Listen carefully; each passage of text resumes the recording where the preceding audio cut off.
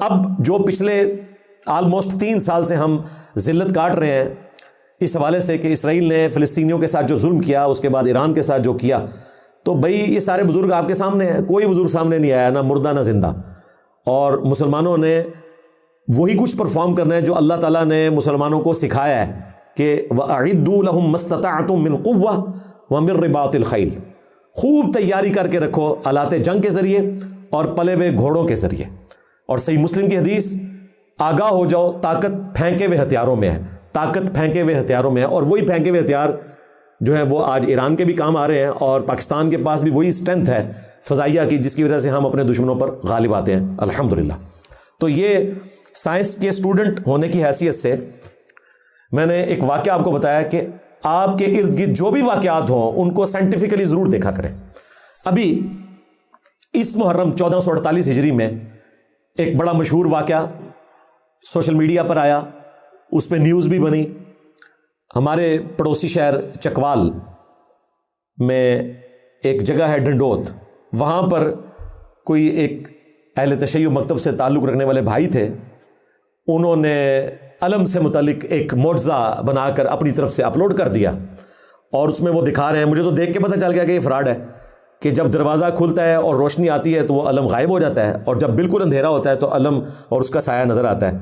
Science کے ادنا سے اسٹوڈنٹ کو بھی پتہ ہے کہ جس وقت وہ سایہ نظر آ رہا ہے اندھیرے میں تو دوسری طرف کوئی ہلکی سی روشنی انہوں نے روشن کی ہے جس کی وجہ سے سایہ پڑ رہا ہے. اور جب وہ دروازہ کھولتے ہیں بڑے لیول کی روشنی آئے تو چھوٹی روشنی کی وجہ سے جو سایہ ہوتا ہے ویسے ہی غائب ہو جاتا ہے. ایک فزیکل فینومین آف نیچر ہے. خیر اس نے کیا اور اس نے اس کو معجزہ بنا کے پیش کیا.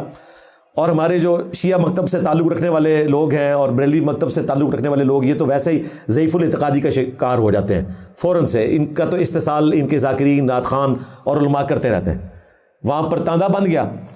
اللہ بھلا کرے وہاں کے ڈی پی او صاحب کا، انہوں نے اس واقعے کا نوٹس لیا اور چوا سیدن شاہ کہ جو ایس ایچ او ہیں ان کی انہوں نے ذمہ داری لگائی کہ بھائی پکڑیں اس بزرگ کو جس نے یہ کرامت بنا کے پیش کی ہے. جب اس کو پیش کیا تو اس کا سافٹ ویئر اپڈیٹ ہو گیا، اور پھر انہوں نے آ کے میڈیا پہ بیان دیا کہ جی میں نے یہ سب کچھ وہ خود سے کیا تھا، یہ فراڈ ہی تھا.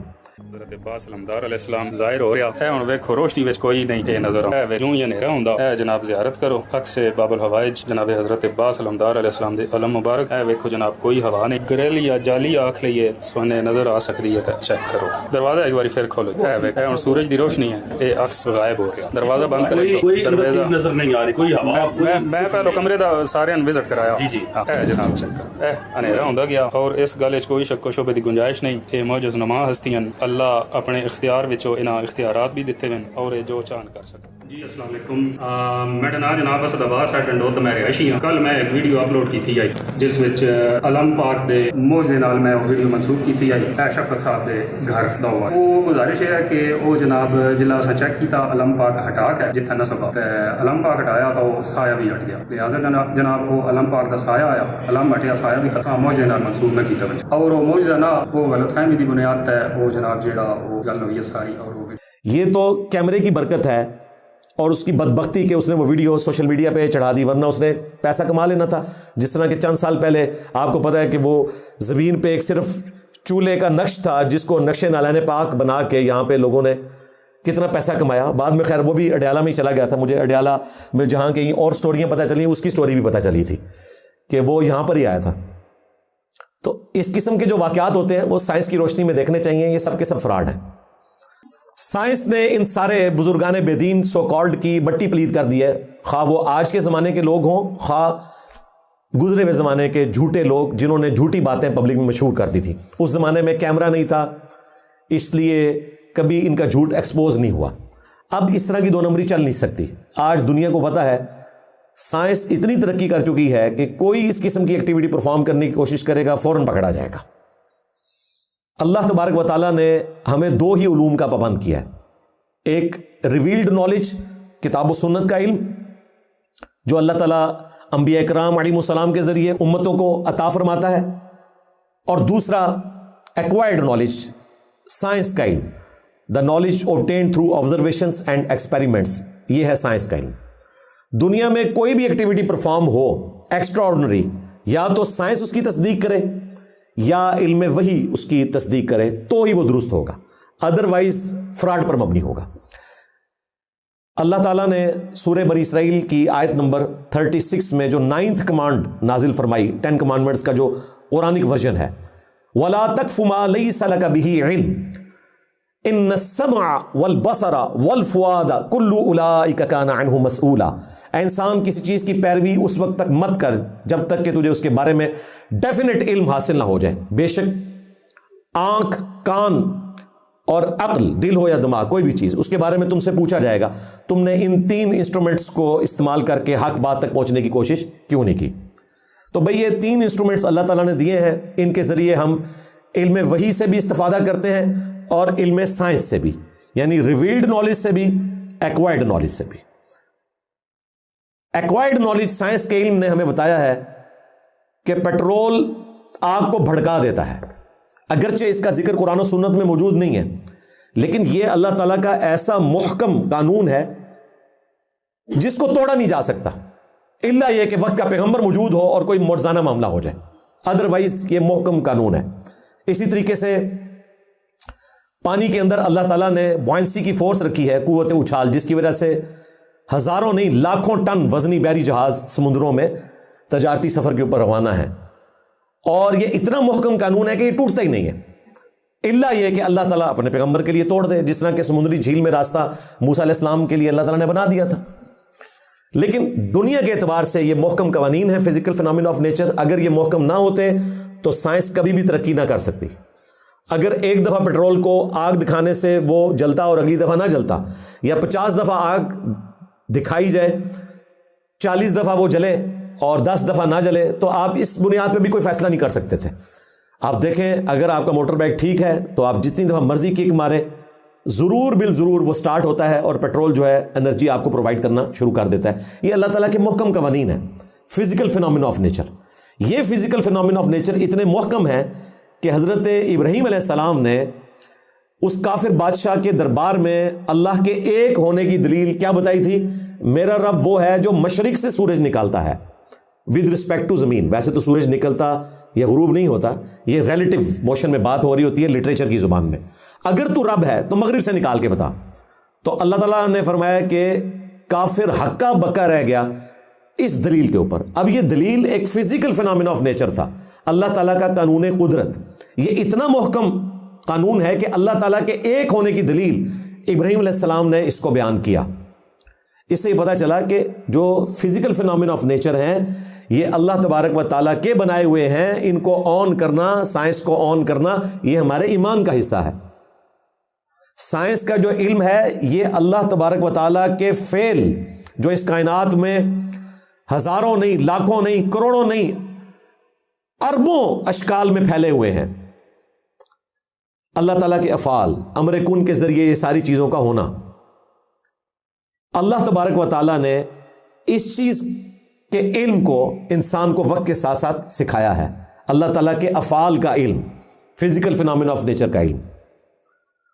اور اللہ تبارک و تعالیٰ کا قول جو ہے وہ قرآن ہے، جو ہمیں 1000 سے زیادہ آیات میں فزیکل فینومینا آف نیچر کی طرف گائیڈ کرتا ہے۔ اللہ کے قول اور فعل میں کوئی تضاد نہیں ہے، یہ کائنات اور اس میں ہونے والے تمام فینومینا اللہ تعالیٰ کے افعال ہیں، اور قرآن پاک اللہ تعالیٰ کا قول ہے۔ اللہ کے قول اور فعل میں کوئی فرق نہیں ہے۔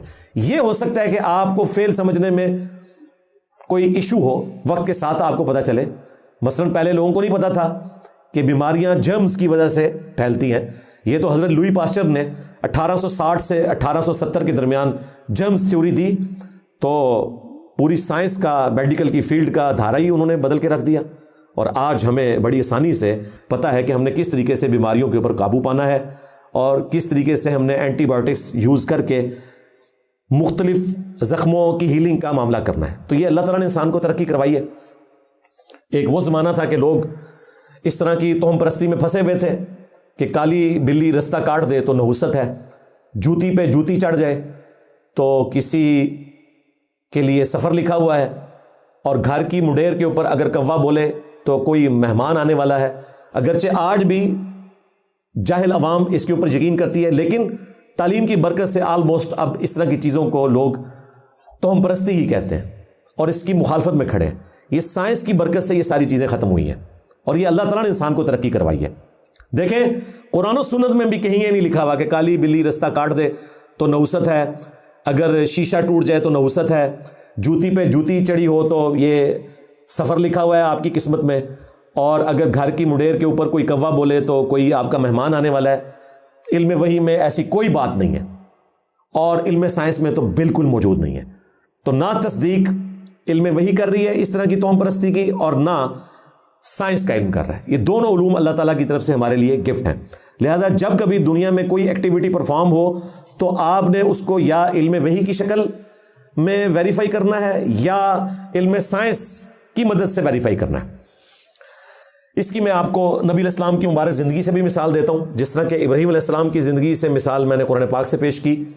صحیح مسلم میں حدیث ہے، آپ صلی اللہ علیہ وآلہ وسلم نے فرمایا کہ میں نے ارادہ کیا کہ میں حاملہ عورت کو روک دوں اس بات سے کہ وہ اپنے بچے کو دودھ پلائے، یعنی جو عورت پریگننٹ ہو چکی ہے اس کی گود میں جو بچہ ہے اس کو دودھ نہ پلائے۔ مجھے خدشہ تھا کہ اس کی وجہ سے بچے کی صحت کے اوپر کوئی اثر پڑے گا، دودھ پینے والے بچے کی صحت پر یا جو بچہ ماں کے پیٹ میں ہے اس کی صحت پر، دونوں چانسز ہیں۔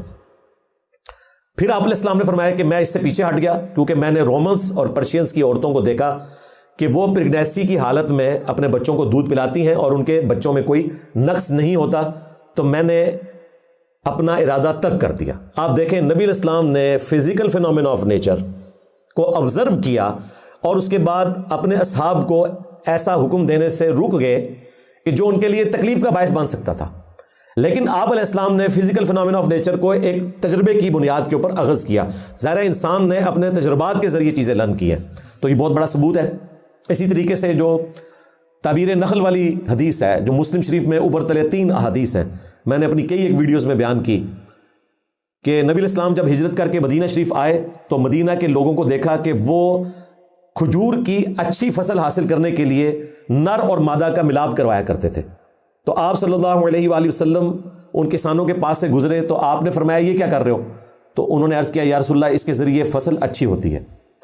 آپ علیہ السلام نے فرمایا کہ اگر ایسا نہ کرو تو کیا ہے؟ انہوں نے کہا یا رسول اللہ اگر ایسا نہیں کریں گے تو فصل کم ہوگی۔ آپ علیہ السلام وہاں سے چلے گئے، آپ نے مشورتاً ایک بات کی، کوئی حکم نہیں فرمایا، لیکن صحابہ کرام نے اسے حکم ہی سمجھ لیا۔ اس سال انہوں نے وہ نر اور مادہ کا ملاپ نہیں کیا۔ ظاہر پودوں میں بھی نر اور مادہ کا معاملہ ہوتا ہے، ان کی فصل کم ہو گئی۔ شکایت لے کے نبی علیہ السلام کے پاس آئے کہ یا رسول اللہ آپ نے مشورہ دیا تھا، ہماری تو فصل کم پڑ گئی۔ آپ علیہ السلام نے کوئی 295C نہیں لگائی، کوئی توہین رسالت والا معاملہ آپ نے ایگزیکیوٹ نہیں کیا، بلکہ آپ نے اس سوال کا جواب دیا۔ آپ نے فرمایا کہ میں نے تو صرف تمہیں مشورہ دیا تھا، اگر میں اللہ کے ریفرنس سے کوئی بات کروں تو وہ تمہارے لیے ماننا ضروری ہے، اور اگر میں اپنے ذاتی ایکسپیرینس سے کوئی بات تمہارے سامنے رکھوں وَأَنْتُمْ أَعْلَمُ بِأَمْرِ دُنْيَاكُمْ تو تم دنیا کے کاموں کو مجھ سے بہتر سمجھتے ہو۔ اور یہ بات بالکل درست ہے۔ نبی علیہ السلام کا ایکسپیرینس بھیڑ بکریاں چرانے کا تھا، آپ علیہ السلام کا کھیتی باڑی کا کوئی ایکسپیرینس نہیں تھا، اور آپ علیہ السلام نے امت کی تربیت کی خاطر اس کو کوئی اپنا عیب بھی شمار نہیں کیا۔ آپ نے کہا کہ دنیا کے معاملات کو تم بہتر سمجھتے ہو، اگر میں اللہ کے ریفرنس سے کوئی دینی بات کروں تو وہ تم لو، اس پر عمل کرو، اگر میں کوئی مشورہ دوں تمہارے دنیاوی کاموں میں تو تم اپنے دنیا کے کاموں کو مجھ سے بہتر سمجھتے ہو۔ اب یہ حدیث ایسی ہے کہ جو انسان کا قبلہ درست کر دیتی ہے۔ جہاں اس حدیث میں ایتھیسٹ کا جواب موجود ہے جو کہتے ہیں کہ تمہارے نبی نے ایٹم بم بنانے کا طریقہ کیوں نہیں بتایا، تو ہم کہیں گے کہ ہمارے نبی علیہ السلام کو اللہ تعالیٰ نے اس کام کے لیے دنیا میں نہیں بھیجا تھا، وہ ہمارے ہدایت کے امام ہیں۔ یہ جو ایکوائرڈ نالج ہے یہ وقت کے ساتھ ساتھ اللہ تعالیٰ انسانوں کو عطا فرماتا ہے۔ اس کا علم کسی کو دینا یا نہ دینا یہ کسی کی کوئی کمزوری والا معاملہ نہیں ہے۔ نبی علیہ السلام ہمارے ہدایت کے امام ہیں، اگر آپ علیہ السلام ہمارے سائنس کے امام بن کر آتے تو یقیناً آپ علیہ السلام کو اللہ تعالیٰ ایٹم بم بنانے کا طریقہ بھی بتاتا اور وہ امت تک کنوے بھی کرتے، لہٰذا یہ مسئلہ تو ہوا کلیئر۔ دوسرا، اس سے یہ پتہ چلا کہ آپ صلی اللہ علیہ وآلہ وسلم نے اپنے حق میں اس کو کوئی عیب شمار نہیں کیا، اس حوالے سے کہ آپ علیہ السلام کے مشورے کی وجہ سے فصل کم ہوئی تو آپ علیہ السلام اس کو چھپانے کی کوشش کرتے۔ آپ نے کلیئر کٹ کہا کہ اپنے دنیاوی معاملات کے اندر تم اپنے امور کو بہتر سمجھتے ہو، اور امت نے یہ ایسا سبق سیکھا کہ اس کے اوپر جو باب باندھا گیا صحیح مسلم میں، امام نووی نے جب اس کی تبویب کی جو پوری دنیا میں رائج ہے 7ویں صدی ہجری کے اندر، اس میں ہیڈنگ میں لکھا ہے کہ کن معاملات میں رسول اللہ کی اطاعت واجب ہے اور کن معاملات میں واجب نہیں ہے. اب ہمارے لیے تو بڑی عجیب چیز ہے کہ واجب نہیں ہے. اور نیچے یہ 3 احادیث لے کر آئے یہ بتانے کے لیے کہ نبی صلی اللہ علیہ وآلہ وسلم کا مشورہ ان معاملات میں لیا جائے گا جو وحی کی تائید کے ساتھ ہمارے دین سے متعلقہ ہیں. باقی معاملات میں نبی صلی اللہ علیہ وآلہ وسلم نے امت کو اوپن چھوڑ دیا کہ اپنے ایکسپیرینس کے ذریعے جو تم لرن کرتے ہو اس معاملے کو